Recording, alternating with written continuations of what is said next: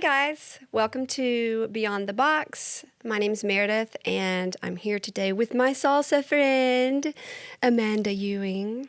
Hello, Hola. Amanda. Hola. Hola. Well, that's all I know. Hola. Yeah. Hola. Yeah. How are you today? I'm feeling really good. I've recently had a snack and Nice. now I'm ready to have a conversation. Nice. We're at my Airbnb today, and so it's a little loud, but it's also kind of cozy. So we thought it would be good. So Amanda is just, I don't even know how to begin. You are a superstar in my eyes. Superstar. You are. I will say who you remind me of is Lucy Van Pelt Who is that? from the Peanuts comic strip. Because do you know to Peanuts? Google that. Are you kidding me?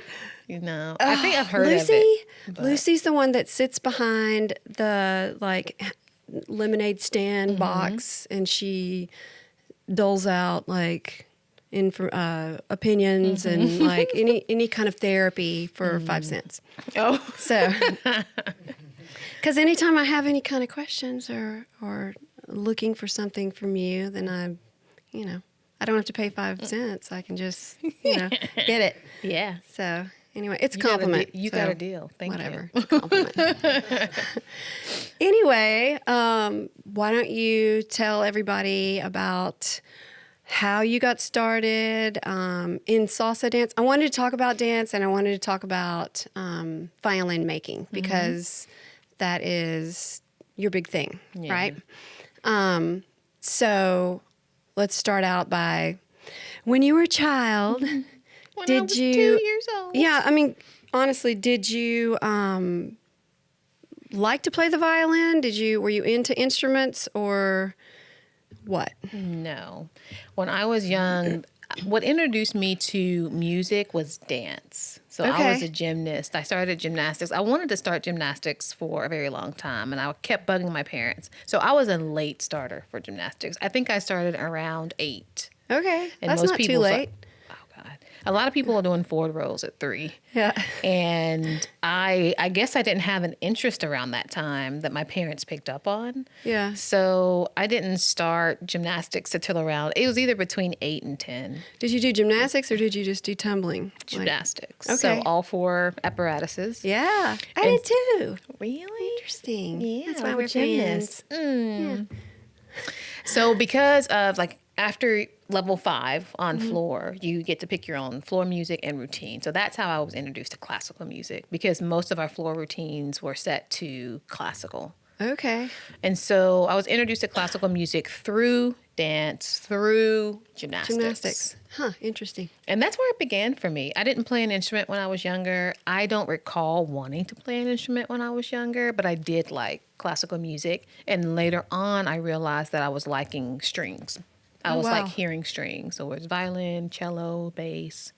I like to hear that. How old were you when you were into, classical music at 7 or 8? And Into it meaning I like to listen to it. I was introduced to it and I liked it. Yeah. So Okay. I just like to listen to it. I was drawn to things that had classical music behind it. Yeah. You're an And old soul. Oh. I mean, that's a compliment. Honestly, because I don't know a lot of 7 or 8-year-olds that would be like, yeah, I'm really digging this classical music.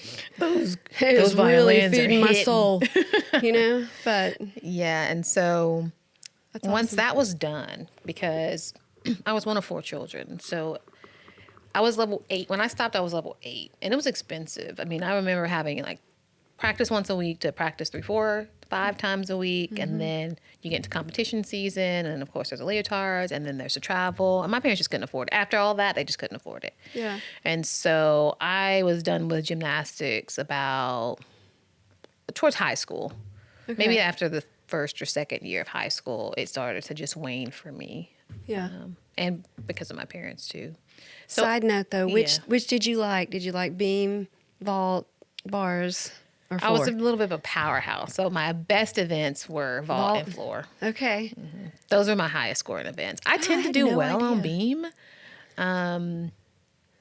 And bars, I never liked the grips, so I didn't use them. So I always had rips on my hands. And so I didn't like the bars because of that. You didn't use the chalk? I used the chalk, but still, like, I was doing kips and I was doing, what are those things called when you go all the way around? I was doing those things. So I was spending a lot of time rotating around the bars. It's different from like when you're level 4 and you jump up and you do a little back thing and then you flip forward. I was rotating around the bar. So yeah, the chalk helped, but I still was getting rips on my hands. Yeah. And so I never really liked bars because of that. I never got acclimated to the grips. Okay. And so because of that, it was my least favorite event. Okay. But I like the dancing components on beam, on floor, and I like the springboard on vault. Yeah, I like the vault. I like beam until I fell off. Yeah. And then I didn't like it anymore. Yeah. It's a hard the wind fall. out of myself. Yeah, It is a hard fall. Yeah. I've straddled it a number of times, and that's not fun. It's not fun. No, a straddle is not fun. So, are we still talking about music? Oh, yeah, sorry. Yeah, that's okay. I'm just trying to make sure that I'm on track, too. No, keep going. Yeah. You didn't want to, you dropped out of tumbling. Yeah. And My parents basically couldn't afford it. Right. And so I stopped. But But the music held on. The music continued, the dance continued, because doing gymnastics for that amount of time, we had ballet as a complement. So I was never on point, but we had ballet class as a part of our training. And so that was another part of it too. Okay. And so I always loved to dance. So I really enjoyed dancing. So even when I got out of that, I always still continued to dance. I was dancing in a high school team. I was like a mascot for the cheerleaders team. Like I didn't want to be on the cheerleader team because I didn't want to commit to all that. So you were the mascot? So I was a mascot. So I would just run out there and do backflips all the way down the stage. That's pretty much. In a mascot outfit? Yeah. So we were the Stratford Spartans. So I think that I probably didn't have on the head. I can't remember, but I don't think I would have done that. I'm super impressed. I don't think I would have done that. So I would just go out there. I was literally the mascot. I'm like, bing, bing, bing, backflips all the way down the court, and that's it. Wow. And hang out with my sister because she was a cheerleader. Okay, these are things I had no idea. Yeah, here you go. We're opening up. Yeah, live. look at that.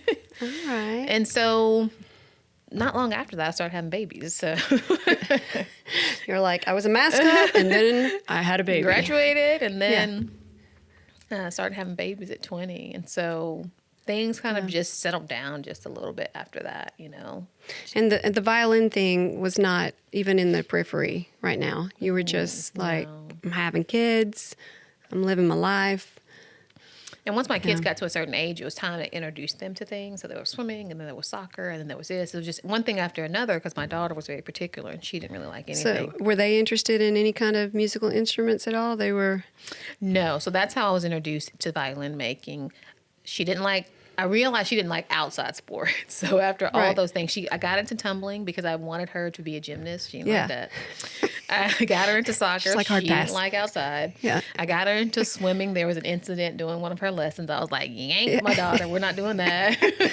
Was this your oldest? Uh-huh. Okay. And then there was opportunity for her I can't remember how I learned of the opportunity, but this church in East Nashville was giving music classes, and it was fairly cheap.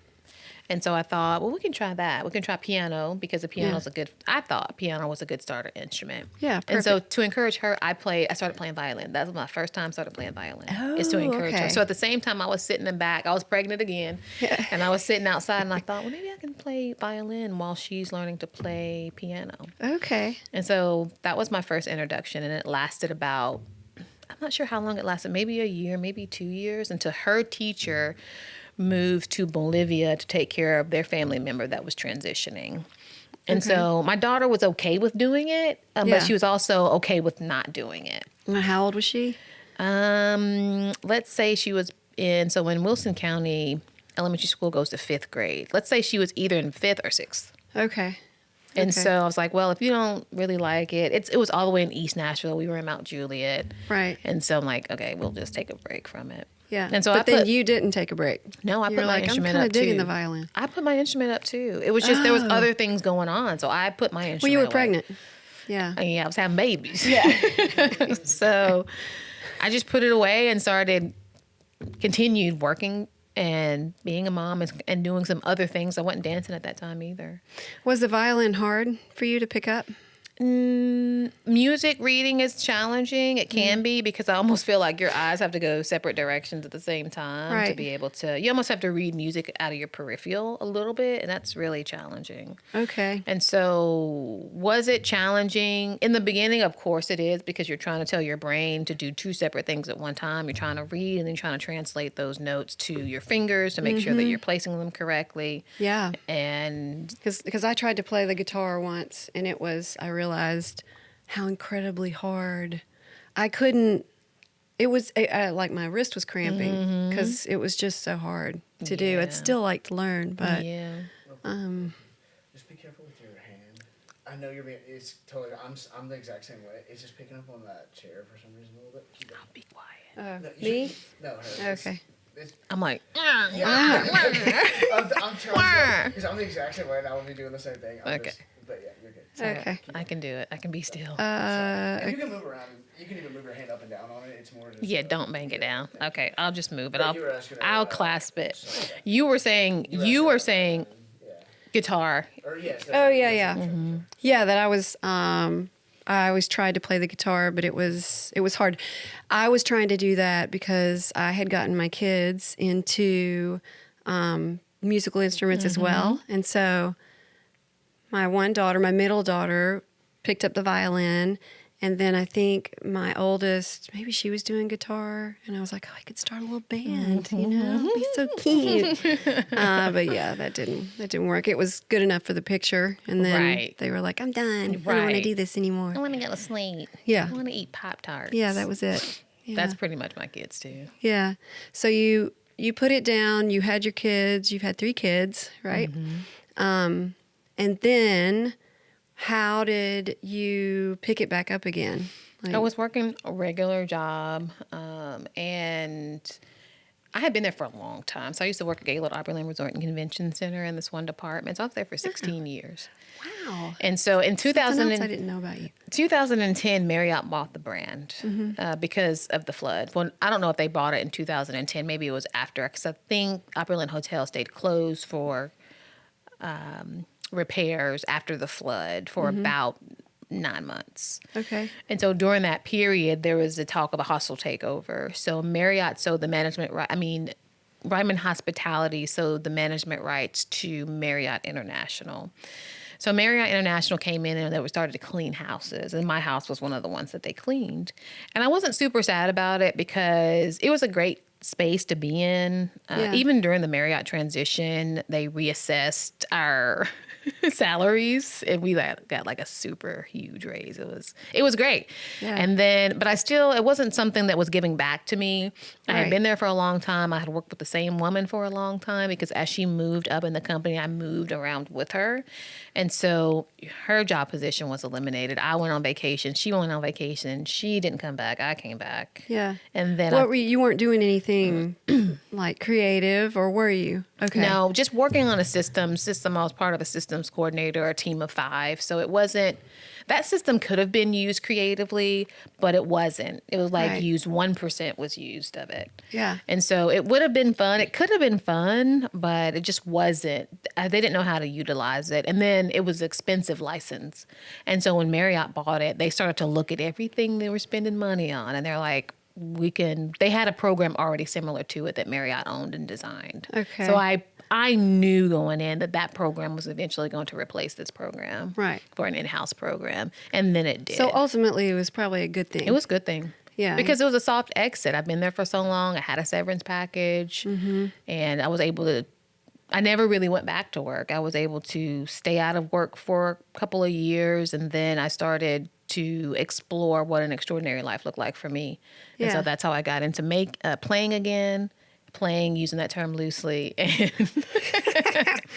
And then eventually crossing paths with an instrument maker and being interested in learning how to make one. Yeah. I read in an article Oh, Lord. that you said I was clear about how I wanted to feel daily. You remember this? Yeah, I do remember it. It spoke to me. What was it in? I don't know. I just have article dash. I don't know what article, but it's not that important. But It said, it's important to feel good. You send out signals that attracts the same to you, which is true. It's like if you know, in life, I think you have to love what you do, because if you don't, then you're not putting out good energy to the world, and it's not coming back to you. Like you get a job and you don't like it and you're disgruntled and you're like, God, they're working me so much. I hate it. Then you'll get more of that. It'll be, you know. So it's taken me a minute to figure that out. Right. You figured it out a lot quicker than me. But continue anyway. I didn't really figure it out, but I noticed that when I wasn't feeling good about something, then more things to not feel good about came into my space. Yeah. And I was like, and that's our bad day. You know, like we're having a bad day. We get up Right. on the wrong side of the bed, then we have a negative outlook, and then we go to work, and then something happens, it doesn't feel good, and then we go to lunch, and something else happens, and it doesn't feel good, and then we go home, and it just continues all day. And I thought, well, even if I'm not enjoying what I'm doing, I can still find a way to feel good. Right. Even if you're at a job that you don't like, how can you feel good about it? Not even necessarily about the job, just how can you feel good? Maybe Right. that's you got your AirPod in your ear and you're listening to music. Like, how can you still feel good in the situations that are not what you would choose in the moment? Right. Totally. So that's what I learned from that. So you picked up the violin, you started playing again, and then that led you into a building. I found You're an like, orchestra. I hear music. I found a community orchestra. So this is funny. So I got back into dance. I just started traveling because, you know, I was unemployed. I had time. Yeah. And just doing some other things that felt good. Yeah. It's like, I want to do those things that felt good. I started ballet again in East Nashville, somewhere in East Nashville. I started ballet. I awesome. started yoga. So I was doing all the things, right? Yeah. And I knew I wanted to play an instrument, and I was trying to find, well, I wasn't trying to find it. I was going to African dance class at the East Nashville Community Center. Yeah. And I was going to the class, and I walked in, and there was nobody there. So I was like, okay, where are all the people? It's just And me. I went to the front desk, and they said, you know, sometimes they cancel. We don't get a chance to update the system. So it looks like if there's nobody in there and the class starts at 10, it's canceled. And I was like, dang, because I really wanted to go to the Right. African dance class. Yeah. But as I was walking down that hallway, there was a group of people in another room playing music. Okay. And so as I was letting off steam, because I Yeah. wanted to go to the African You're dance like, God, class, I wanted to dance. I was walking around the community center, and I just thought, let me just peek into this room and see what they're doing, because it was young people and it was old people, it was black people and it's white people. So I was like, okay, there's a mixture of people in here. What are they doing? Yeah. And so I was peeking in the door. And then a woman Very peeks her head out and she says, hello. And I'm like, and I said, what's going on here? I believe I said that. Yeah. She It's a Benetton commercial. What's happening here? it's like, what's happening here? I'm seeing a lot of different types of people playing together. That's interesting. I've never seen that. Yeah. And she explained who they were and what they were doing. There was a community orchestra, and she explained the program, and she was going to go find her card, and she only had one left, and she wanted to keep it. And so I said, well, I'll take a picture of it. Mm-hmm. And so I took a picture of it, and that was that. But this was before my job. Well, was it before? No, it wasn't before my job position was eliminated. I can't remember. But I remembered that nonprofit strings organization, and I tried to find the picture of the card, and I couldn't find it. Okay. Thankfully, it was in my Google Photos. They backed them up. So I went back online into my Thank Google God Photos. for backing up. And I found it. And I reached out to them on Facebook. And their Facebook hadn't been updated. So I thought it may be dissolved. Yeah. But I reached out. They had a couple of numbers and Facebook. And the woman said, yeah, we're still doing the thing. And I said, well, if I'm going to start playing the instrument again, I'd love to play with some people. And she told me that it was free. So I didn't know whether or not how I was going to feel about it. So it was good to be introduced to it again Right. in a setting that it just doesn't cost a whole lot of money. I can figure out if I really want to do it or not, or I can just say, okay, I tried it again. I'm not into it. I'll stop. Yeah. That's so cool. You just happened to. Mm-hmm. And you look back and you're like, wow. Yeah. If this dance class was going on that I wouldn't have missed, you know, they maybe would have been done or whatever. It's fate. Yeah. Like those classes would have been happening at the same time. So Yeah. we would have left at the same time, and I would have never clocked it, maybe. Yeah. So you ended up joining it. Yeah, Right. It was like perfect because at the end of the year, she was saying that we're on break, but we start back in January. I think it was like end of November or December. So it was perfect timing. Yeah. And so I went there, and I was looking at all the people, and I was like, But thankfully, there are kids there. Kids always make things better. Yeah. Because they don't really care. They're like, yeah. And so I was like, okay, cool. I'm going to go sit with him. I'm going to go I sit will with the sound kids. good if I'm right next to Right. them. Or bad. And they were just having a good time. And it was structured, but it wasn't, I don't want to say it wasn't serious, but it didn't feel pressuring at all. Right. It's like, we're coming in here. We love it. We want to learn. We want to teach. And we have this opportunity available on Saturday, so you can come and you can learn. And I thought, okay, that's cool. That works for my schedule. So I pulled out my instrument again. So my instrument's a student instrument, so it was cheap. And I didn't like the sound of it in my ear. So instrument projection can sound one way, but how you hear it can sound another way.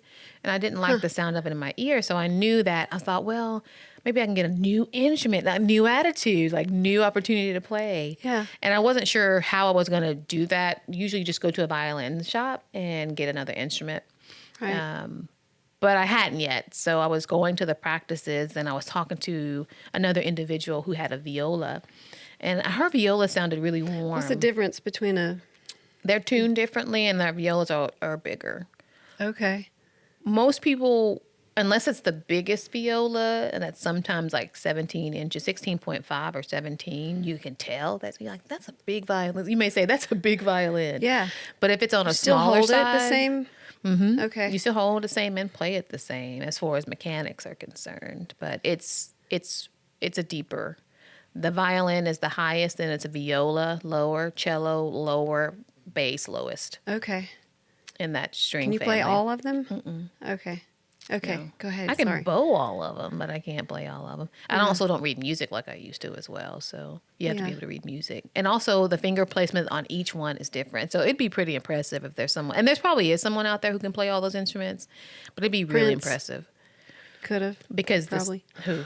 Prince. He probably, he played a lot of instruments, but also Prince played by ear as well. So he probably read music, but he was one of those who could hear it and play it because he understand note tones. Okay. So you could say, I want to play this. But you understand note tones. I can identify some of them by ear, but not like that.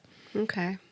Not like that. So you decided that you wanted to get another... I decided I wanted to have a conversation about potentially having an instrument made. Yeah. And so there was a luthier in that group that came once a month. Okay, I have to ask this. Yes. Because I did look it up. But what is luthier? Because I was like, what the heck? It's a maker of wood string instruments. That's all it Okay. is. It's like the big umbrella.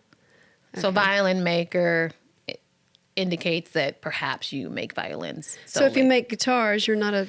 You're a luthier. Okay. I had never heard that word before until I started reading all your shit. Oh, look at you reading. I know, I did Homework. research. I'm impressed. Oh, you should be impressed. I'm impressed. Yeah. Good job. A luthier. Yeah, I mean, most for the layman, they don't know what that... I wasn't even sure how to pronounce it. I know my friend, she was like, Lutheran? Lutheran? Lutheran? What? You God, go to now we're Lutheran talking. church? Now we're talking about religion. I was Oh, like, you're talking about and I was violins. just like, yeah, please call me Lutheran because that's just hysterical. Yeah. But no, it's luthier. Okay. Yeah, All right. or So violin maker. you were looking in. You just didn't go to a shop. I mean, Yeah, I said to I'll just buy wait one. to talk to this guy and see what that looks like because I'd never even thought about human beings making instruments. I never thought about it. Right. And so I wouldn't have thought about if I was just going to join, this. I just would have gone, well, I'm just going to go to this instrument making place and just buy one. I wouldn't think about, I'm just going to have one made. Yeah, you well, know, I knew so- I wanted a different sound. Okay. I knew I wanted that. I wasn't inspired by the sound that my instrument was making. Part of it's probably my fault, but I wasn't inspired by its sound. And so I thought, well, if this person had an instrument made by someone and that person had an instrument made by someone, maybe I can have an instrument made. Okay. So that person came into the studio and I was like, is that the person? Is that him? And a big aura around him. A big dog, actually. It Oh. was very interesting. And a big That's old crazy. bag full of tools. It was like wow. a party bag. That's what it felt like. Because I was like, ooh, what are these things you're taking out of your This is bag? fascinating. It was fascinating. So I was Yeah. watching from afar.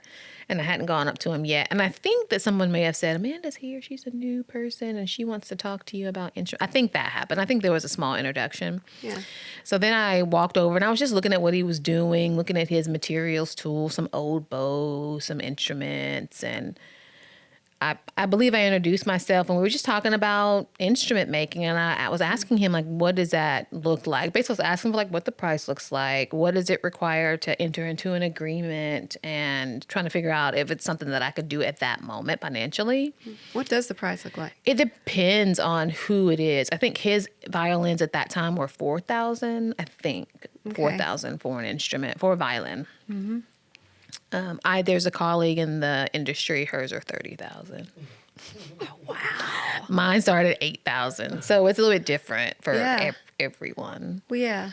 I So- mean, it's like in dance, you know, if you're a real well-known choreographer, you're going to, you know, have to pay more to get that person to teach. So Yeah. that makes sense. It's same. So is it mostly or fully, or like what's the percentage of like whenever you make an instrument that you're having it made? Because it sounded like you said that you didn't like the sound that was coming from yours, and that was more of the pull. So is it mostly functionality, or is it mostly aesthetic whenever you have something made, or is it both? I'm assuming, or because and how much is the range between like a violin that you just pick up and you're like that sound isn't right to like, you know, the one that you ultimately had made? Like how big of a difference is it? That's interesting to think about because there's so many different variables. Everybody, the same instrument that I said, I am not feeling this instrument. Someone else is like, that's my instrument. It's the perfect instrument for me. So my student instrument was factory made. And so there are tried and true thicknesses for the tops and the backs.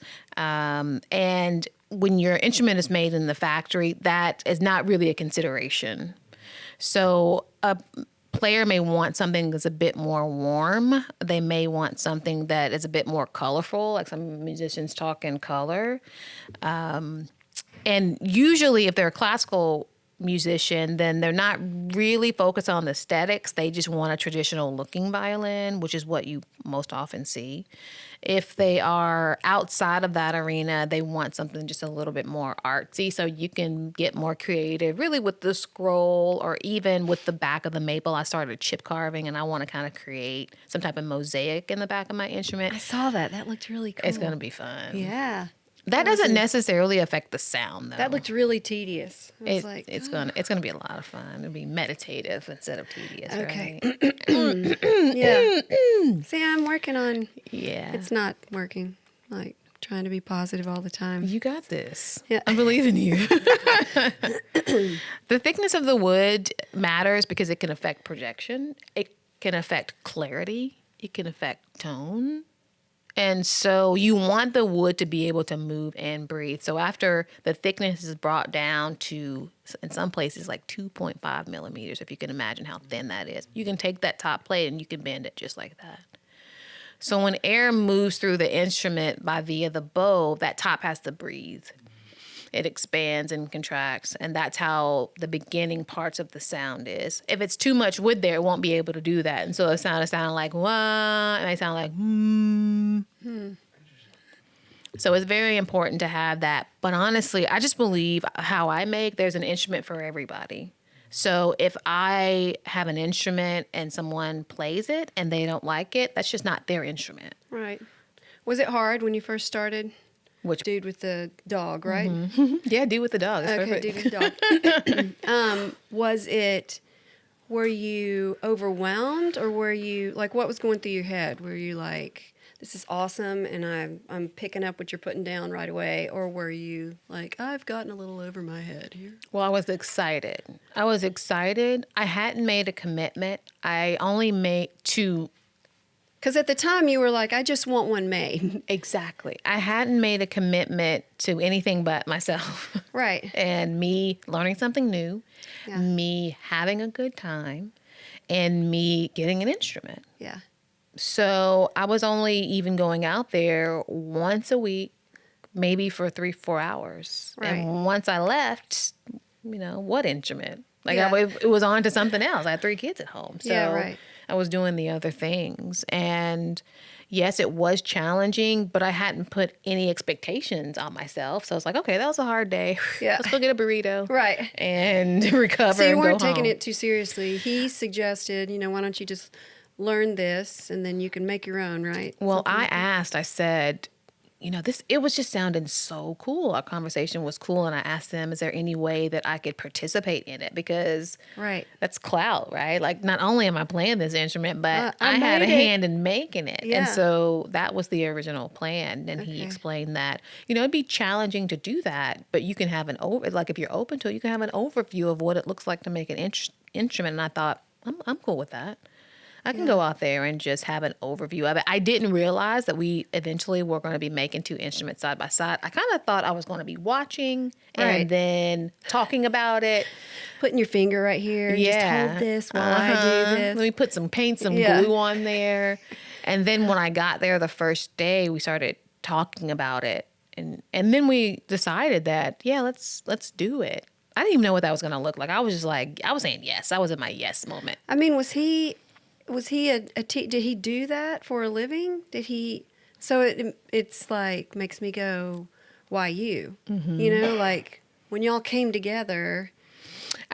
Oftentimes from some of the conversations that we have, people are like interested, but they're interested in the moment and then that's it. Right. I was like really interested because the shop where he worked is an hour and 15 minutes outside of Nashville. So for me to drive back and forth, I have to be Yeah. interested. And it was fascinating to me. So I was willing to do it and I was consistent. And so I think that it was exciting to him too. Like somebody really wants to learn this thing. Were you the only one? Yep. So it was Wow. basically a private One-on-one. apprenticeship. That's amazing. Mm-hmm. It was meant to be.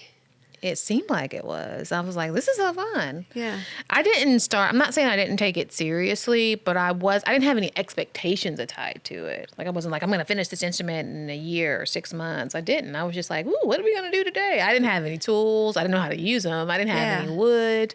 I didn't know where the wood came from. I didn't know anything, but Yeah. it was fun. The chisels and the gouges, they were shiny and pretty. And I was like, oh, I want to use that one. Yeah. And I was going with the flow Right. for a short amount of time. So this was when, so you were married and you had kids. So did this also feel like, this is just like an escape?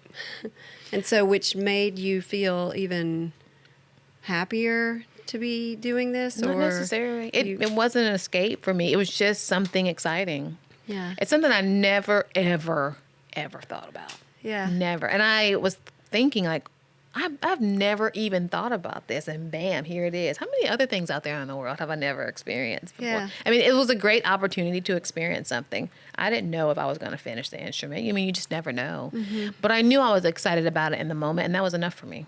Yeah. I think that's awesome. Okay, I have another question. What do you have, Oprah? So I also read that Stop reading about me. I read that you wanted your violin to sound like your grandmother. So and I just saw on the story your grandmother. She's really cool. Yes, but not that grandmother. My other grandmother. Oh, okay. That's my mother's mother. Her name was Lily. Okay. And the grandmother you saw in my stories, that's my grandmother, Tina. That's my dad's mother. Okay. She's so sweet, too. Yeah, she was hilarious with the carrots. Yeah. She was like, I'll have some She carrots. ended up putting ketchup on her macaroni and cheese, too. We've never seen that, but it was a thing that day. That sounds interesting. It was interesting looking. But I thought that was interesting because I was like, how do you? That's foreign to me. Like, how do you have a violin sound like your grandmother? What does that So mean? my grandmother was very warm. Okay. And so a lot of these instruments, they can be, especially the E string is very high. But some aren't. Some are warm. And so I knew that, but it's also can be who's playing the instrument and what song you're playing and what it requires. So the strings. Yeah. Okay. So, but I also knew that even though the strings are tuned the same on most all violins, Yeah. still some of them sound a bit more warmer. They don't sound tinny. And I always wanted an Is that instrument. like the rigidity of the wood and stuff you were talking about before, where it doesn't breathe? It could be many different things. That's the thing. alteration to the construction of the instrument changes the sound, but also the wood. Willow tends to be a bit more warmer. I'm experimenting with that. Black walnut seems to be a bit more Willow, warmer. like a weeping willow tree? A willow, yeah. Oh, okay. There's more species of willows other than the weeping willow, but yeah, in the same family. Okay.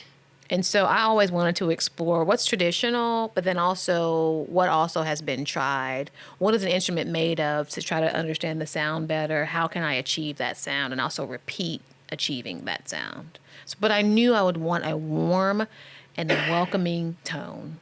It was like, I just want to sit and listen to that. You know, sometimes you don't want to listen to it. I want one, even if you're not into the music, you just like, that's a very warm and welcoming and soothing tone, and I want to listen to that. Yeah. So my desire is to create warm instruments. Interesting. Okay. And my first instrument was very warm, interestingly. Yeah. Just when you say warm, I think of, I think of the wood for some reason. I'm not even thinking of the sound. I'm just thinking of, I don't know. When I think of warm, I think of color. Yes. You know, but not sound. I haven't really listened to a violin a whole lot now that I think about it. Now you will. Now I will. Your homework Yeah. to listen to it. So once you started doing this, because it just seems like, how long have you been doing this? How many years? Let's see. I started going out to the violin shop 2018. So my apprenticeship was between about 4.5 years. Okay. And then I was been on my own since then, about 2.5. You've just picked up a lot. I know a lot has happened in that time. Yeah. I mean, A lot has happened. because you would think, if I'm just talking to you, I would think, God, she's been doing this for 30 know. years. 30 years. You know? I'm a baby in the industry. Yeah. I You're a quick am. study, though. I mean, you have a lot of knowledge. Yeah. Well, I love it. Yeah. That's the thing. So geeking out, let's do that. Like I want to geek out over the wood and Yeah. the processes and what are you doing and how do you do that? And Yeah. what did you use the varnish and how long did it stay in the sun? Well, it's cool because you found something that you love. And when you love stuff, you want to do more It's of easy it. to invest time into it. Right. You want to It's learn easy. more. You want to, and then you just told me that you got a grant. And so that's really cool. So I was talking to Mark about that last night. Oh yeah, he's my fiscal sponsor. Yeah. Uh-huh. He was like, He's gonna get the money first. Amanda tell you about the grant? Oh, I was like, yes, she did, as a matter of fact. But Amanda's going to be building gourd banjos, right? So Yes. or having kids do it. introducing youth to the gourd banjo. Yeah. Gourd instruments are the ancestors of our modern instruments, and so a lot of people are like, they want to build the violin. I'm like, violin is a marathon. You're not going to build a violin today or in a week. Or Yeah, I was going going to to ask you too, real quick. So how long does it take to build one violin? About 300 hours. Which translates to If you wanted how many to. So when days? I have a commission, because I want to live my life. So don't have a strong desire to be in this shop all the time. And also have children. My life is dynamic. So if I build a violin, I decided to allow it the same amount of time it takes to form a baby. Okay. 9 months. So 8-9 months. Right. Is usually how my contracts read. Okay. So it gives a long time to breathe. Yeah. Because I am a lover of the process. I Right. really want to enjoy the carving. And if I'm I will not be rushed. And Yeah. so it's plenty of time to be able to make an instrument or even two. And most of the time I make 2 instruments so that the musician has 2 tones to choose from. Okay. So they're given 2, they play both, and then they send back the one they want to keep. Okay. What do you do with the other? I'll Yeah. keep it and sell it. Yeah. It'll just be my instrument until it's someone else's. One thing that you talked about in the process before was, and you kind of explained it there a little bit, but I liked it a lot, where you were saying that, like, you kind of work on it as long as, like, there's a balance there, obviously, but you kind of, like, come to it when you feel that it's time to come to it. You leave it when you feel like it's time to leave it, and, like, that kind of, like, easygoing nature about it. I thought was pretty interesting before, because, like, with videos, for example, really big videos, you really need to come back to it several times. And if you sit down and try to do the whole thing, it just really connected with. Sometimes you can get burned down on something when you just pound away at it constantly. And so I really like that approach that you were talking about before when it comes to that. Yeah, it's like the fresh eyes approach, because for instrument making and probably for editing too, it can be very repetitive. Some processes are. And what I like to try to do is finish the process. Like if there's one thing, if I'm rough arching the top, I want to finish rough arching that top, and then I'll move on to the next thing. So I Do you get burnout easy? I don't. Okay. No, I'm pretty diligent about I'm not waking up. I gotta carve. I don't need to carve like I need oxygen. Yeah. So That's what I'm saying too, though. It's like the way you do it, I think, prevents that to some degree, Yeah. because you don't force yourself. And again, there's like a balance there where you have like a quote unquote deadline in the big scheme of things. And I guess how do you balance that? Like if you're not really feeling particularly inspired, but like you really haven't, you haven't worked on it in a little while and you really need to. I mean, do you just push through that, or how do you do that in those situations? I keep things in check. It's always being in check. I'm always having to keep things in check, to where if I'm not feeling good physically, or I've got a lot on my plate because I do other things, then do I push through? No, I rest. Rest is my version of pushing through, because then I'm rest and my body's like, okay, here we go. We're available for the next thing. I eat well. I try to sleep well. You have a lot of patience too. Like With what?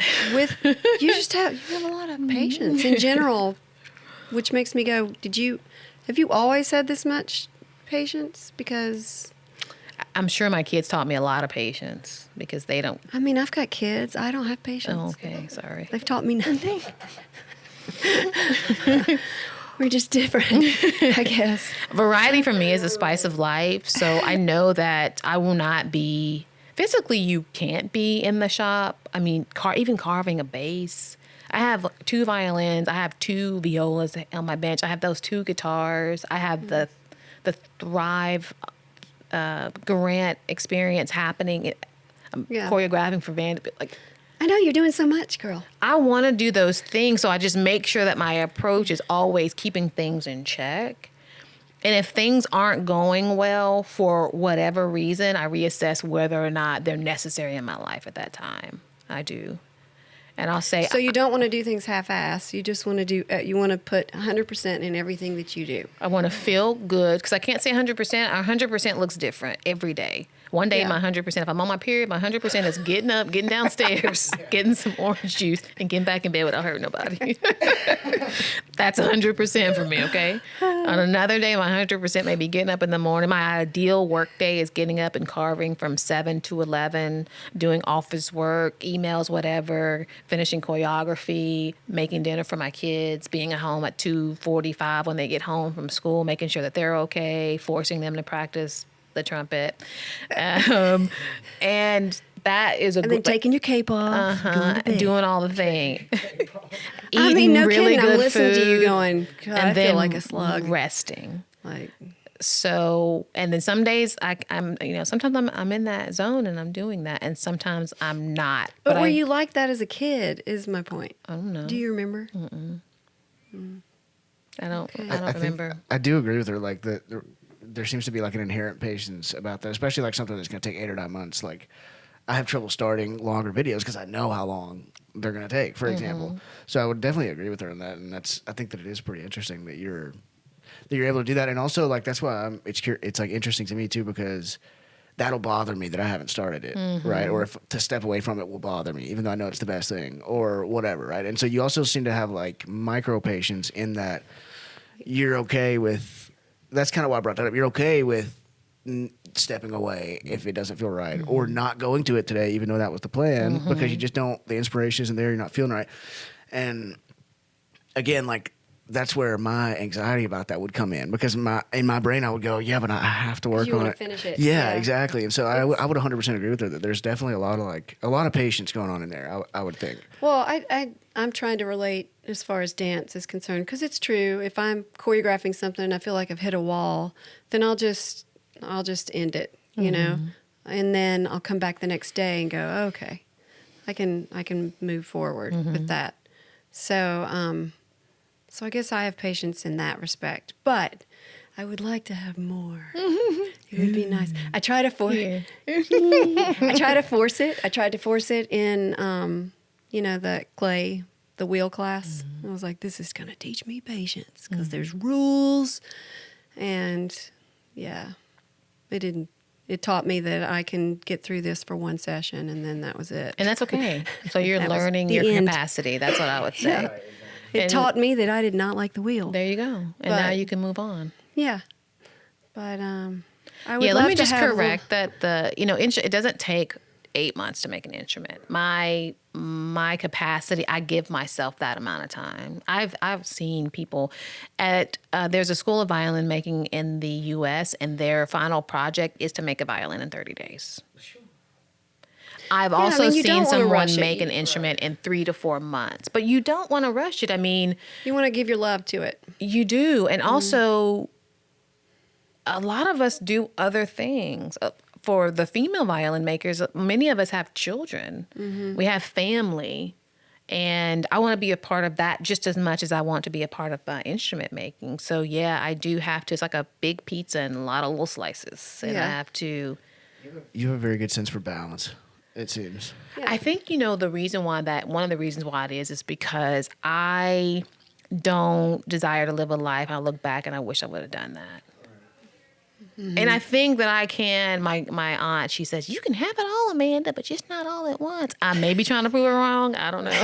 You're like, But "Excuse I me? think that I can chip do this." away a little bit at all the things that I want to and be satisfied versus chipping away a lot at 2 things and leaving those other 3 or 4 things that I really want to do untouched. Yeah, I think the key is to It's just find, a little at a time. To find what you will do a little at a time, but also, like I do a little at a time of all kinds of. I just put the feelers out, which in the past has not worked for me because I'm like, I think I would like doing this. I'll start it, but then it just peters out, and I'm like, ugh, I didn't like that, and so. For you, anyway, it seems to me that you're very focused on, what am I trying to say? I'm trying to say you like something or you go, I have this feeling or this love for something, and then you move forward. And then you I finish try it. it out just like you. Right.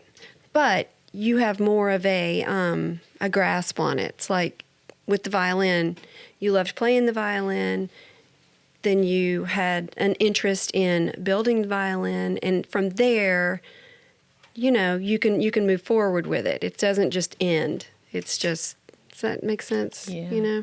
It happened not to end, but okay, funny story. Yeah. The dance came into play with Dancing with the Stars. Oh, nice. So one of the first times, oh my God, I love Dancing with the Stars. Yeah, I did too. And It so was great. I started watching it, and they had a salsa night. Okay. Because before you were like, I'm gonna do some ballroom. No, We'll do some I cha-cha. wasn't dancing. I mean, I was dancing, but I wasn't going to any classes outside of. Was I going to any classes then? I can't remember what I was doing then. And so they Yeah. had salsa night, and I was like, I'm digging it. no. I was like, how are they gonna incorporate food into dance? Because I had never heard of it. Salsa dancing. I had weird. never heard. I was like, that's gonna be interesting, like the tortilla What the chips. heck? You're an adult right now. You're talking about, right? Chronologically speaking. Okay, I just want to make sure. So and then this is like. Here's Such I a was an weirdo. adult woman with 3 children, and I had never heard of You're salsa. like salsa dancing. night. So it's a totally we are separate ordering journey. burritos. It was totally separate from your R&B, from your jazz, I just had never heard of it. I know I heard Mark Anthony songs because he was crossover, but I never heard of salsa dancing. That's crazy, girl. And so I saw it and I was like, whoa. I was like, okay, this is not. It's feeling good. This has nothing to do with food. Yeah. Even though I was excited about seeing that combination. You're watching it. You're eating your burrito. And I'm like, you're like, look, wait. salsa night. And I thought, I just thought, I want to do that. And I opened my computer and Googled salsa lessons in Nashville. And when I tell you I found nothing, Yeah. for a year. Yeah. And after Dancing with the Stars went off, I forgot about it. I wasn't thinking about it. I was living life. And then the next season, I was like, oh, yeah, I want to do that salsa dancing. So I went back online, and that's when I found Kendra's class. I don't know if you knew Kendra and David Lucas. I mean, the name's familiar, but And they were kind of one of the first people, along with Pam and Terry, Kendra. And I think Kendra was teaching before Nicole. okay. I didn't And- jump on till I met Nicole and Okay. then started with her team. So. Oh.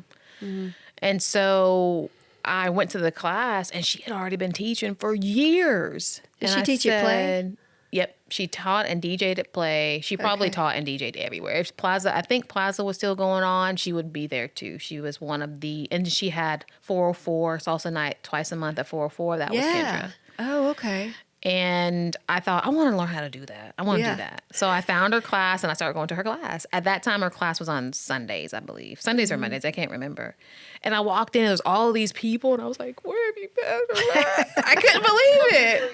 And when I started so talking to happy. people, they were like, yeah, we've been taking it for 3 years and this year. And Wow. I couldn't believe it. I said, I have been looking for a salsa class for almost a year, and I crazy. couldn't find anything. And you're telling me that you've not only been here, but there's places to dance. And so I got connected with that. And Kendra, after your class, she got your email address. And so she sent you all the places. That's when there was Salsa Restaurant, there was Yeah. Play, there was Ibiza. Yes. And I just couldn't believe this world was literally right down the street for Yeah. me.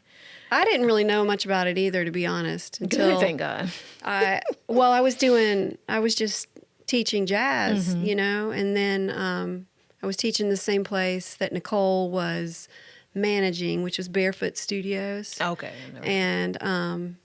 And then I realized that she had started a team, and I was like, "Am I too old to do your team?" And she was like, "No, girl, come on." So I really didn't know much about salsa either. So didn't Yeah, mean to I make love fun of you because I didn't know either. Yes. Yeah. So you started that, and then you were like, "I want to teach it." I started taking classes, and I just loved it so much. Yeah. I loved it. And then I started going to Salsa Restaurant. So I would go to her class, and I would go to Salsa Restaurant. That was my thing. Yeah. And then afterwards, because she taught salsa, bachata, and then the last 20 minutes she taught reda. So she taught all of those. Oh wow. And she said, well, I'm going to put a team together and we're going to go to Atlanta and perform. And I was like, okay, why At the not? Congress? Uh-huh. Oh, awesome. And so did you do it? So it was Oh, look at me you. initially, Josh. I don't know if you remember Josh Kung Shin. I don't know if you remember Kung Shin. Roxanne was on it. This Okay. other woman named, I just forgot her name. Wow. But it was like 6 of us. Yeah. And I can't believe I was doing it. My stomach was in knots. You already know how it was. But it was so much fun. Jono was on That's it. so cool. Like I had no idea that you were on a team. I was on the only team I Who ever joined was knew? Kendra's team. Yeah. That team, and That's awesome. It was easy too. Kendra, her approach was easygoing. Dance wasn't her number one thing, so Right. it wasn't like a membership. You didn't have to pay per month. Right, We right. decided to practice. We practiced. We got ready for a thing. We talked about outfits, and it was That's just awesome. it was so easy breezy. I was like, yeah, I want to do that. It just seems Yeah. easy and fun, and I like that. And when they decided to leave and sell all their stuff and travel travel the world, You're like, I'm I going to just take over. couldn't. Well, I couldn't imagine my life without the class. I had been living it for Right. 4 years, and I just was like flabbergasted. Yeah. And I thought, I wonder if I could. I knew I could probably teach beginner. Mm-hmm. I knew I could do that. Now her advanced class, I knew I could not do that probably. Mm-hmm. But I just asked her. I said, Yeah. maybe I can teach in the same spot, same studio. Everything would remain the same, and it was. She introduced me to the studio owner. She was like, even though we're leaving, I'm going awesome. to take the classes, and Yeah. I was like, okay, I needed that for me. Yeah. And so that it came out of that. Okay. That's Teaching awesome. came from that, from her leaving. And it has blown up in Nashville now. it's a great mean- it's a great city to dance in for Yeah. sure. It's really blown up. I mean, since I've started, which was 8 years ago, it's just like everybody's doing it. It's good because people like Kendra, I was like, do you think you'd stop? Like she was dancing and teaching for 15 years, and she said, I think I'm done. Yeah. So when people, it's great to have people coming in when other people feel like they're done, so that it continues. Right. So I think I believe it's a good thing because, I'm not married to teaching dance. Yeah. I don't know what the future, what's next for me. No, And so you've got your fingers out I'm just everywhere. feeling You're good. just like, oh, this feels good. I'm just I'm gonna feeling move. good. And Yeah. so then when it evolves for me into whatever it's destined to become, and then it'll be on to the next thing. Mm-hmm. But people in Nashville are still going to want to dance and do all their things. So we need people to continue to be Continue it. motivated and enthusiastic about it and start Did we teaching meet and at, dancing. at Acme? I have Is that where we no met? idea. I'm trying to sit in here and think where we met. I feel like we did. I feel like I talked to you for a little bit and I thought, I like her. Yay. I will tell you that my longest and impactful friendships. Was me? No. I never remember when we met, and I don't remember when we met. Really? Yeah. It's like it was never, it was always right. And people were like, I was like, when did we talk for the first time? I was like, I have no idea. Like it was. Yeah. And so I don't remember. I don't even remember that. If we talked to that, I don't remember it. I remember vaguely thinking, she's cool. I want her to be my friend. Yes. I'm not sure how to do it. I don't remember. So here we go. We're along for it. Yeah. We're in But I do remember the soup. I remember Oh, meeting for that. yes. That was, yeah. Yeah. That was the Lucy Van Pelt episode right there. Where she, yeah. That was a really good bowl of soup. Too. Yeah, it was. It was perfect. It was like watching TV. No, just kidding. I was listening. I was listening. So I don't know. yeah. It's interesting with dance because it's been a very busy year of dance. Yeah. And I know that like group classes, I enjoy the group classes and I've made some changes to my group classes. Like there's Shines. And this last Sunday, it was a I can help with great that. turnout for Shines. Oh, was it? Usually it's like a trickle because it just started. But it had to have been at least 15 to 20 people for that studio. That's a good turnout. And then the Predators and the Yeah. Plaza and the this and the that and the Vanderbilt and all the things. Wow, and it's blowing up. It's blowing and so I'm up. just thinking, I don't know what's next in the DJing as well. And I don't know what's next, but it feels good to evolve. Yeah. And so I'm not married to, I'm teaching dance classes. It's not that. I just want to feel You're good just about moving. whatever I'm You're doing. moving through life like Yeah, this. I'm just going with the flow. And your cape is right here. And you're going, That's a surfboard. I'm like, wee! I'm just surfing through. And then when it stops feeling good, I told Debbie from the studio, I said, because she doesn't know if she's going to keep that studio. And Oh. if Debbie closes that studio, I won't be doing group classes anymore. Yeah. Yeah, I think that would be my end. Then I'm Right. okay with it. Oh, okay. Then we'll go on trips. We're doing. I teach the third Thursday at Plaza. I'm teaching actually twice this month. I teach at Flamingo. The Blue Cocktail Bar has contacted me about something. I mean, there's still opportunities to do things, and Yeah. so Yeah, for it sure. would be fine. There's also other teachers. Yeah. There's other people. You got David that's teaching. Nicole probably that's what she wants to do. She'll keep teaching. Yeah. People are coming up and wanting to teach. So Yep. there's no need for it. The natural evolution I will allow. Yes. I told her, I was like, yeah, I'll be done then. Yeah. Said, if you're done, I'll be done. And I'm okay with it. Yeah. We'll be going to Portugal. Yeah. We'll just teach somewhere around the world. We'll Yeah. do pop-up classes in other countries. Yes. This total aside, but how difficult is it realistically for them to learn a dance in a week on that show, on Dancing with the Stars? Well, they're practicing 10, 12, 15 Yeah. hours a day. So they can do it. Okay. So they're accumulating so many hours. It's not like, what, we're going to practice 1 hour. No. I mean, they're being paid to be there Yeah. and to dance from sun up to sundown. So that's Yeah. what they're doing. Yeah.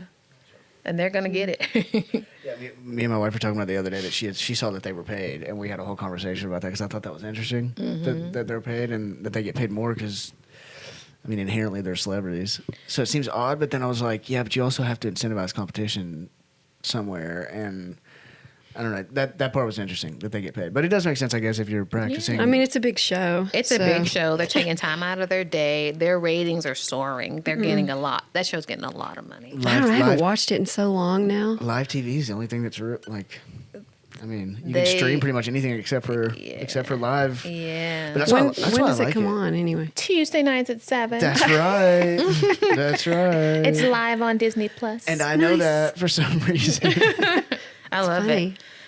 I love it. I like it. I don't like a lot of the like reality TV competitions because it's like just nonsense. But I like that they at least actually have to like perform. It seems different in that way. So, anyways, I was just curious if that was. They put a bunch of and the dances aren't very long, for example. But I did think that was interesting. And then by the end of the season, when they give it to them and they have to do it right then, that's a lot. That's got to be a lot more difficult, right? Just choreo. I mean, I don't even know how you. That seems opposite end of the spectrum. Like I don't even know how you have time to remember the steps. Choreography. I mean, Yeah. it's And some of them something don't. that I mean, you see them out there crashing. Yeah. Some of them don't. It's like, well, look, we got to go out here and do it. Yeah. So It's a learned 4, skill. you know, they get those. I low think scores. either you are, well, I'd say you're born with it, but I mean, either, you know, it sticks with you or it doesn't. It's like choreography is something that's just learned, you know. How much different is it for you guys? And I'll shut up, but this is a question for you guys. The performing versus like creating choreography versus like teaching a beginner's class. Like, it seems like you guys do a lot of different things that are all very different. Like, and then you also have just like going out and dancing on a Thursday night just because you want to, because it's fun, right? Like, so like, I guess just kind of, if you don't mind, like I'm boxing that a little bit. Like, if you enjoy dancing, should you be a teacher? Or is that like a totally separate, you know what I mean? Like, No, it's totally different because I've performed all my life. And so I love to perform. I love to learn the choreography and perform it. But to teach it, and I like to teach it kind of, but with teaching, you have to talk to people and you have to teach it. And it's just totally different. It's a different mindset than just learning the choreography and performing it and not having to say anything. And then I can just leave. Like, you're really good at teaching because she can really connect with people. You make them laugh and you make them feel comfortable. And when they take a breath and they feel comfortable, then they are more open to learn, which is awesome about you. So I would love to do that a little bit more. But that's like a learned skill, you know, and you have to feel confident, you know, you have to feel confident in yourself. It does. But when I first started teaching at Plaza, it's so scary. I was not confident. Well, right. Plaza is a whole different beast because you're on stage, you've got lights on you, you're mic'd up. But like, I feel comfortable in a classroom. So if I'm in a classroom with like a bunch of kids, then I feel perfectly, you know, at ease because I know what I'm doing. I'm doing a warm up, I'm doing across the floor, and I'm doing a routine, and then you're done. But with Plaza, you're working with, you know, people that have usually never danced before, and so Amanda's got a great sense of humor. She just makes people laugh, and it's funny. Like, I crack up whenever I'm with you. It's fun. It's just makes me Meredith is laugh. over there cracking up. It's just funny. I'm like, oh, she's a riot over here. But, Yeah, I've experienced teachers who weren't that great at teaching. Great performers. But I went and usually when I see a really great performer, I'm excited to be in their classroom because I'm like, yeah, because I'm going to be able to look like that. And then you get into the class and they're not great teachers. They have to read the room too. Like, if I can understand that too. If you're an advanced dancer, you really, you know, that's your ego too. You want to show them what you can do. And sometimes you're way above their pay grade and you're teaching something way too advanced than what they're, you know, picking up. But you're really good at reading the room. You know, it's like, we're not going to do that today. yeah, Meredith. can they do this turn? I don't, because I'm like, they can do an LA walk. It's just a walk. I mean, how hard is it? And then they start, know? oh, sorry. They start stomping then- like a baby deer. And you're like, You're like, wow, it is hard. But yeah, it's the processing part. And so, but also the expectation is low, like not in a negative way, but look, you know, this is a sampler. I want you to come and have a good time and move your body. If you get it, great. If you don't get it, great. right, We're moving on. We're going to keep trying. yeah, you're good at giving appetizers. It's true. And a lot of grace, too. I let them off the hook, but I also let myself off the hook, too. It's not my fault that they didn't get it. Right. And it's not their fault either, especially if that's their first class. And it's okay. You tried it out. Maybe you like it. Maybe you'll come back. Maybe you won't. You are wise beyond your years, Amanda Ewing. Okay. I do have a couple gray hairs up here, so. Yeah, well, that's good though. That's Yeah. like My wisdom. maturity. No, I'm just kidding. So Do you have- we have the lightning round. Is it time for the lightning Oh round? my God, I'm afraid. Okay. My friend used to say that. The lightning round. Okay, so what is your? We'll do favorite food. I know what it is, but for the crowd, Pho. pho. I love Pho. noodles. In a former It's my- life, What? I was an Asian, I always want to say Pacific pho. Asian person. But it is not pho. It I is pho. love noodles. I can have noodles every day. Amanda's always calling me, going with her audio video, going. My I want some recorded pho. messages. I want I some want some pho. pho. I have to. I respond to all my messages in the car. Yeah, which is great. Most of them. I love but that I about- know that you don't like it, so I I try love to keep that it about under you. I 2 do. minutes. I just did it to her yesterday. So. I get Good, good.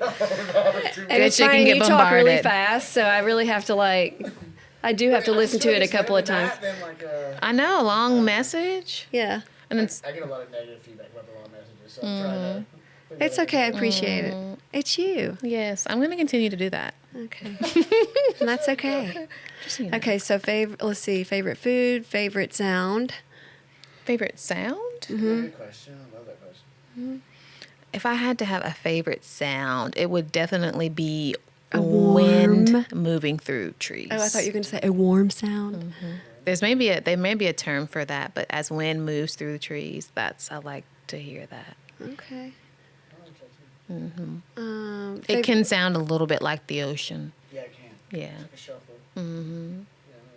So I like that. Favorite smell. Favorite smell? Vanilla. Oh, vanilla. Okay. What's your favorite color? Yellow. Okay. And I have no idea why. I know what your favorite. I was gonna say favorite movie, but I will say favorite series or favorite TV show. My favorite movie is Dirty Dancing. Oh, nice. Yes. And I my love some Patrick Swayze. I know. That movie's just so good. Yep. And the, Dancing with the Stars, of course. Of course. I love Dancing with the Stars. But I've gotten into The Golden Bachelor. That's pretty good, too. Oh God.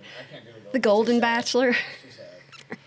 I know because Okay. it's the same. Everybody's story is the same. It's like my husband, yeah. Oh, they're like in their 60s, 70s. Why are you watching Golden Bachelor? It just was so good. It's way sweeter than the regular. I like it. It's a bit. I swear. I'm like, why are you watching It's it's more mature. The first one was more mature. Like I can get, oh my God, oh my hair. I just can't do it. I just can't do that. Like these people, they're doing a little bit of that, but it's not over the top. Yeah. Yeah. That's exactly what I was talking about with Dancing with the Stars. I'll try to watch that stuff like that with my wife, and I'll get like an episode or two in, and I'm like, okay. You know, they bring the boyfriend back or something. I'm like, Yes. all right, this is Yeah. ridiculous. But Dancing with the Stars is just like competition. Yeah. So it works. It but- doesn't have the unnecessary Yeah. just ratings drama. Yeah, I can't stand that. No, I can't do it. And people are do you interesting have enough. do you without have a pet peeve? Yawning without covering your mouth. Oh. But that's just my Yes. internal. People can do whatever it is they want to do. That's just, I notice things like that. You know, I went into therapy one time, and the therapist yawned, like as I was talking, and I was like, I know rough. my eyes were like, did I just see that? You know, and then that was the end of that. But yeah. Yeah. Just little stuff like that. And most of the time it has to do with like courtesies, Yes. interrupting people when they talk, or waterboarding people with your conversation, you know, like Yeah. both sides. Like- Like, are we having a conversation, or are you giving me a lecture? Like trauma dumping kind of stuff. Not or- even that. It's just like, it's almost Just talking at you? Yeah, talking at, soundboarding. So Okay, what was the other one? I had one other one.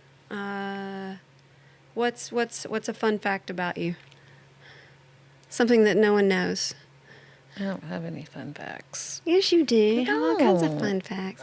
I know. I have a fun fact about Amanda. She does not like to hike up hills. She will. That's the only time that I saw some frustration. Actually, it's the only time. That was challenging. Yeah. It was She was good, though. challenging. She kept her sunglasses on, so I really couldn't see her eyes. I couldn't really was like, read her. And it was like, I was like, come on, what are we doing? Let's go. It was good though. And you're like, I like my flat surfaces. I can talk. I can talk in my flat surfaces. Yeah, it was. Yeah, you were asking a lot for my lungs. It was challenging for you. I mean, I do have to say, You're very in shape. It's pretty impressive. And she was like, "Come on." And I'm like, no, I was tired. I was getting pretty thirsty after hour 3. right. I was getting a little frustrated. Like, I thought that we saw where the car was, but it's not. We're back in the woods. Mm-hmm. But we made it out. We survived. We did. We are survivors. Drank some hot water when I was in the car. Yeah. I was like, it's the only Nice water I've toasty got. plastic. Yeah. Anyway. Okay, I guess that's it. I feel like we've talked sufficiently. Yes, we have. We talked about a lot of things. I appreciate you, Amanda. I appreciate being here. I'm glad that you're sticking with it. Look, you're still figuring it out. You're finding out. You like it. I'm figuring it out. You invested in it, and it's fun. Yep. Trying to do new things that are out of the box. Oh, I should have said, do you do anything that's out of your box? That's a good question. Because that's no, I like to. No, I consider myself. I expand. You don't do anything that kind of makes you feel like at first you're like, I'm kind of like uncomfortable about this, like I'm nervous. Yeah, I mean, I get nervous. Well, that's what I mean by out of your box. Well, no, I would say. Well, my interpretation is outside of the box. No, I don't do anything like that. I expand my comfort zone, so nothing's really outside of my box. But I do have nerves when I'm approaching something different / new. Okay. But however, those are overridden by my desire to actually do it. Okay. So you have a good override system. Yeah. Okay. Restart. Shut down. Okay. So I want, and for intuition, if there's something that's not for me, I listen to that. I'm like, I don't want to do that. But if I'm excited about it, I want to do it. I'm like, I'm nervous, but I'm also excited, so let's go. Okay. I want to be like you when I grow up. I want to be like Mike. I'm serious. One day. We're getting there. I think that. You're rubbing off on me a little bit. You know what I decided? I think that I'm going to leave the country for a little bit. I think that would be. Fact. Yeah, I think that would be fun because my son animates. He's an animator. He calls himself an animator, so I shouldn't say he animates. He's an animator. I'll get corrected. And I would love for him to go into a school like that somewhere in Japan because his favorite animator, I believe, is in South Korea, I think. And so there could be a school there. Maybe I that's can tag 18 along, months. but I'm not going to just leave forever. Yeah. Well, meaning for his schooling to get him. Yeah. I would go and do that with him. I think that would be fun. Yeah, so I'm keeping that in mind because I see there's a number of people that are taking sabbaticals and trying something different somewhere else. And I think that could be really cool. And I love Asian food. I love noodles. I love pottery. I love rice. And I'm like, I actually love the Korean language as well because it's a little bit shorter. As far as the syllables. No, but I know when I'm hearing it because I can identify Korean language versus Mandarin. And so I think it'd be a fun adventure. A short-term adventure. Like if he had a program, it's not like a 4-year college. It'll be like an 18-month program or something like that. I would definitely go and hang. Yeah. Because I can make my instruments He would from love anywhere. That. Probably. Yeah, and support him. Yeah. I feel like mom's coming along. Like I'll just be down the street. If you need something, I'll just be down the street. Yeah. So I would do that. I think that'd be a whole lot of fun. That's awesome. Okay. Well, thank you, Amanda. You're very welcome. I enjoyed my appreciate it. time here. I'm glad. Yes. Okay. For what it's worth, I'm also proud, and I've been telling her. Yeah. This part can be the hardest part because, especially if you have any kind of difficulties, this can be the hardest part. So I just wanted to second that. And if you're listening to this, make sure you subscribe and like and all that stuff to show Meredith how much you also support. Yay. Go Meredith. Thanks, guys. Yay. This is what they do now. Oh. No, I think Who's it's this they? finger. TikTok people, young people. My daughter tells me this means yes, excellent, exactly. Does It's it? confirmation. There you go. So, did you see it last night on Dancing with the Stars? The TikTok the night? TikTok night. I didn't notice that. Though. Yeah, I they didn't were notice doing that. But I yeah, think they did a TikTok night last night. yeah. That's So they hilarious. it was so cool. They had TikTok photographers come on, and in the small dance numbers, they would choreograph Yeah, that. they It had was the such a good people night. that made the dances were there. That was so Yes. interesting. There was like these Oh my God, random y'all can talk, kids. but I don't even watch I Dancing with the know. Stars Stars anymore. Wasn't that? I I haven't thought that watched was it in so long. great. I thought that was very interesting that they had the kid, like, I mean, for the most part, it's like super young. Yeah, people, like and they were like there next to the ballroom as they're Yes. doing like the full on dance. Wow. That Yeah. they basically adapted it from there. Yes. And it's crazy. I did say to my wife, I was like, imagine you just like set up your camera, you're like, and then, someone like, from Dancing with the Stars calls few you. months And, later, like, yeah, exactly. But you know, there's this big thing that's going on about original choreographers not getting their credit, and That's why I thought it was so cool. I was like, That was so that cool. seems like so out of the way in a good way. it is out of the way. You I mean, know? it's like